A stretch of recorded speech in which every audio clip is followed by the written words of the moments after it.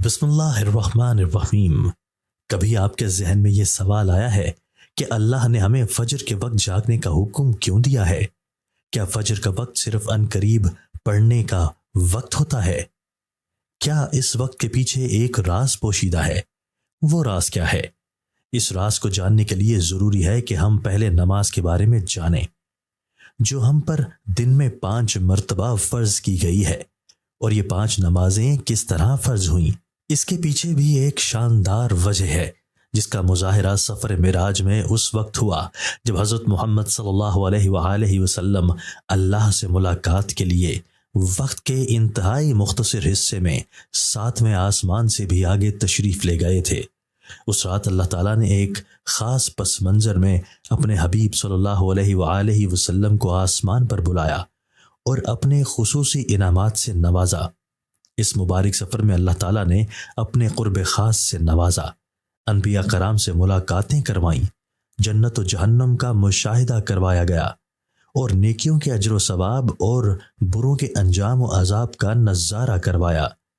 اس عظیم سفر میں بہت سے انعامات سے نوازا گیا، جن میں ایک خاص انعام امت کے لیے نماز کا تحفہ بھی ہے، اور قیامت تک کے لیے انسانوں کو اپنے معبود اور خالق سے قریب تر کرنے کا عظیم تحفہ اور عبادت یعنی نماز اسی سفر میں عطا کی گئی۔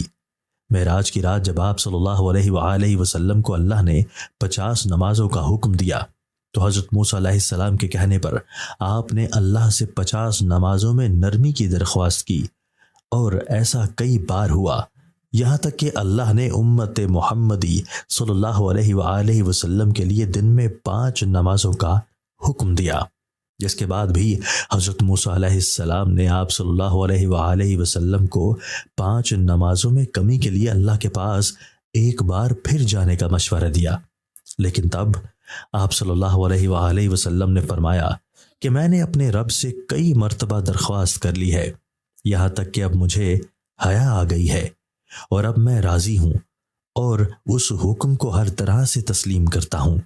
ہر نماز پڑھنا ضروری ہے، اور یقیناً آپ کے لیے بھی نمازوں میں سب سے زیادہ مشکل نماز فجر کی نماز ہوگی، جس میں نیند کا غلبہ اس قدر ہوتا ہے کہ انسان بمشکل اٹھ پاتا ہے، لیکن دن کے اس خاص حصے میں جو راز پوشیدہ ہے اسے جب آپ جانو گے تو یقین کریں کہ آپ فجر کی نماز کبھی چھوڑنا نہیں چاہیں گے۔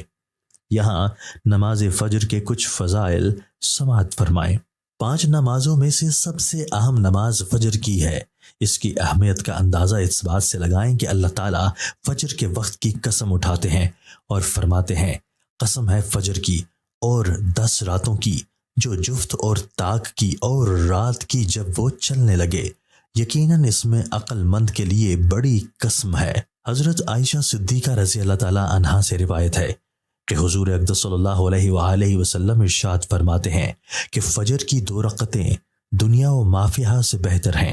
یاد رکھیں کہ فجر کی باجماعت نماز ایک مسلمان کی صداقت اور اس کا ایمان پرکھنے کی کسوٹی ہے۔ عبداللہ بن عمر رضی اللہ تعالیٰ عنہ فرماتے ہیں، ہم اگر فجر اور عشاء کی نماز میں کسی آدمی کو نہ پاتے تو اس کے بارے میں اچھا گمان نہیں رکھتے تھے۔ فجر کی نماز جہنم سے حجاب ہے۔ جناب رسول اللہ صلی اللہ علیہ وآلہ وسلم نے فرمایا، جو شخص سورج نکلنے سے پہلے اور سورج ڈوبنے سے پہلے کی نمازیں یعنی فجر اور عصر پڑھتا ہے وہ ہرگز جہنم کی آگ میں داخل نہیں ہوگا۔ فجر کی نماز جنت کی ضمان ہے۔ رسول اللہ صلی اللہ علیہ وآلہ وسلم نے ارشاد فرمایا، جو شخص 2 ٹھنڈی نمازیں یعنی فجر اور عصر پابندی سے پڑھتا ہے وہ جنت میں داخل ہوگا۔ فجر کی نماز نہ پڑھنے پر وعید۔ حضرت عبداللہ رضی اللہ تعالیٰ عنہ سے روایت ہے کہ جناب رسول اللہ صلی اللہ علیہ وآلہ وسلم کے سامنے ایسے شخص کا تذکرہ کیا گیا جو صبح ہونے تک سوتا رہتا ہے یعنی فجر کی نماز ادا نہیں کرتا، تو آپ صلی اللہ علیہ وآلہ وسلم نے ارشاد فرمایا، ایسے شخص کے کانوں میں شیطان پیشاب کرتا ہے۔ فجر کی نماز کے لیے کس طرح اٹھیں؟ 1. رات کو حتی الامکان جلدی سوئیں۔ 2. سوتے وقت فجر کی نماز جماعت سے ادا کرنے کا پختہ ارادہ کریں اور ارادہ کرنے میں مخلص بھی ہوں۔ 3. ایسے اسباب اختیار کریں جن سے فجر کی نماز کے لیے اٹھنا آسان ہو۔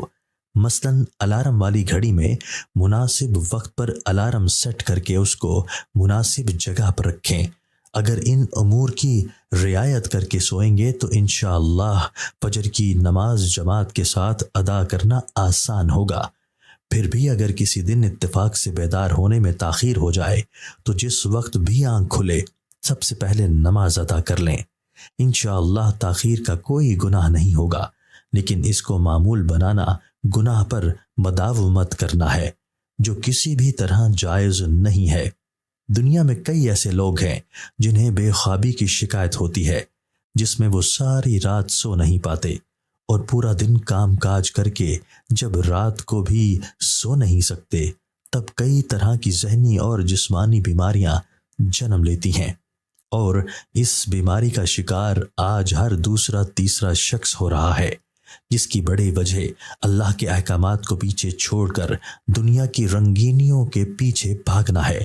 ساری رات جاگنے کے بعد فجر کے قریب کچھ دیر نیند آ جاتی ہے، لیکن وہ نیند جسم کو پرسکون نہیں رکھتی، جس کی وجہ سے اکثر لوگ جاگتے جاگتے اور ہر قسم کی دوائیوں کے استعمال کے باوجود جب سو نہیں پاتے تو وہ اللہ سے یہ سوال ضرور کرتے ہوں گے کہ اے اللہ مجھے نیند کیوں نہیں آتی، آخر کیا وجہ ہے؟ بہت کم لوگ ہوتے ہیں جو اس کیفیت میں اپنے اندر پیدا ہونے والی اس آواز کو سن پاتے ہیں جس میں ان سے کہا جاتا ہے کہ بستر سے نکلو، نماز پڑھو، اللہ کا ذکر کرو۔ اور یقین کریں جو لوگ اس آواز کو سن پاتے ہیں وہ اس پر عمل کرتے ہیں، انہیں تا حیات کبھی بھی بے خوابی کی شکایت نہیں ہوگی۔ اس حوالے سے ایک صوفی نظم ہے جسے ایک امریکی مسلم نے ترجمہ کیا ہے، جس کا ٹائٹل ہے دوبارہ مت سو جانا۔